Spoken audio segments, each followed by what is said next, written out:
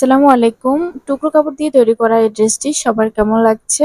এই ড্রেসটি কিন্তু আমি ফেলে দেওয়া ছোট, ছোট টুকরো কাপড় দিয়ে তৈরি করেছি। এই যে এই টুকরো কাপড়গুলা দিয়ে আমি এই ড্রেসটি তৈরি করেছি।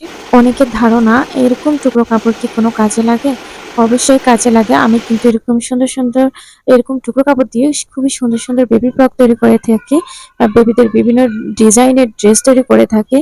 তো আমার ভিডিওগুলো যারা প্রতিনিয়ত দেখো তারা কিন্তু অবশ্যই জানো আমি কিন্তু বেশিরভাগ সময়ই এরকম টুকরো কাপড়গুলো কাজে লাগিয়ে বেবি ফ্রক, বেবি ড্রেসগুলো তৈরি করে থাকি। তো সেরকমই একটি কামিজের সাইড থেকে বেঁচে যাওয়া খুবই অল্প টুকরো কাপড় ছিল ছোট, ছোট সেগুলো দিয়ে আমি এভাবে আম মাপজোক করে এভাবে খুব সুন্দর করে একটি বেবি ড্রেস তৈরি করেছি। এই ড্রেসটি কিন্তু বেবিদের গরমে পরার জন্য খুবই আরামদায়ক হবে এবং দেখতেও কিন্তু খুবই সুন্দর এবং স্টাইলিশ হবে। যারা একটু, একটু সেলাইয়ের কাজ শিখতে চাচ্ছ, তাদের কাছে ভিডিওটি ভালো লাগবে। আর যারা সেলাইয়ের কাজ পারো, তারা এই ভিডিওটি যদি তাদের কাছে ভালো না লাগে, তারা স্কিপ করে যেতে পারো। কিন্তু কোনো ব্যাড কমেন্ট করবা না। তো দেখতে পাচ্ছেন আমি কিন্তু জামাটি আমার কাটিং করা হয়ে গেছে। এবার আমি সেলাই করতে চলে আসলাম। তো ড্রেসের গলায় কিন্তু আমি একটু সুন্দর করে ডিজাইন দেওয়ার চেষ্টা করেছি লেস দিয়ে। দেখতে পাচ্ছেন আমি কিভাবে ডিজাইনটি বসিয়েছি। প্রথমে আমি লম্বালম্বি ভাবে একটি কাপড় নিয়ে নিয়েছি। আর ওই কাপড়টাকে আমি একটা সাইড জয়েন করে নিয়েছি। ২ টা সাইড একসাথে করে জয়েন করে নিয়েছি। এরপর এভাবে করে বসিয়ে লেস দিয়ে বসিয়ে নিয়েছি। আসলে এটা দেখলে বোঝা যাবে, ভালো করে দেখলেই কিন্তু বুঝতে পারবেন। আসলে সবকিছু বলে এমনভাবে বোঝানো যায় না। এই যে দেখতে পাচ্ছেন এবার আমি কাঁধটা সেলাই করে নিচ্ছি। আমি কিন্তু ২ টা কাঁধই সেলাই করা হয়ে গেছে। আপনারা অবশ্যই কিন্তু ডাবল সেলাই করে নেবেন। এবার আমি গলার মধ্যে চিকন করে একটু পাইপিং দিয়ে নিব। তো আমার এখানে পাইপিংটা দেওয়ার জন্য সেরকম কাপড় ছিল না। সেজন্য আমি একটুখানি লম্বালম্বি করে নিয়েছি। খুব বেশি লম্বালম্বি করে নিতে পারিনি। আপনাদের যারা বড় কাপড় দিয়ে তৈরি করবেন ড্রেস, তারা একটু একটু মানে একদম কোনাকুনি ভাবে কাপড়টি নেওয়ার চেষ্টা করবেন।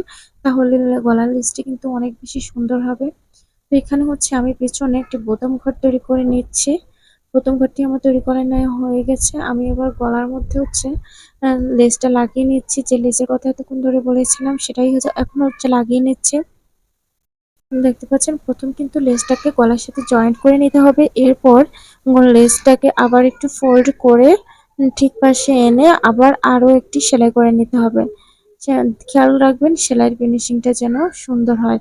যেহেতু এটা গলা, যেহেতু এটা নেকের ডিজাইন, তাহলে এটা কিন্তু বেশি ভালোভাবে দেখা যাবে। তো গলাটা খুব সুন্দরভাবে তৈরি করার চেষ্টা করবেন।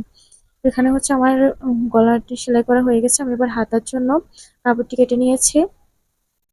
তো হাতাটা আমি মাঝখান বরাবর একটা জয়েন্ট দিয়ে নিয়েছি। এবার আমি কুচিগুলা দিয়ে নিব। হাতার একটা সাইড ভালো মতো সেলাই করে নিয়েছি। একটু ফোল্ড করে সেলাই করে নেবেন। সেলাইয়ের ফিনিশিং আর প্রত্যেকটা সেলাইয়ের ফিনিশিং যেন খুবই সুন্দর হয়, সেদিকে খেয়াল রাখতে হবে। এখানে আমি এবার হাতাটা জয়েন করে নিব।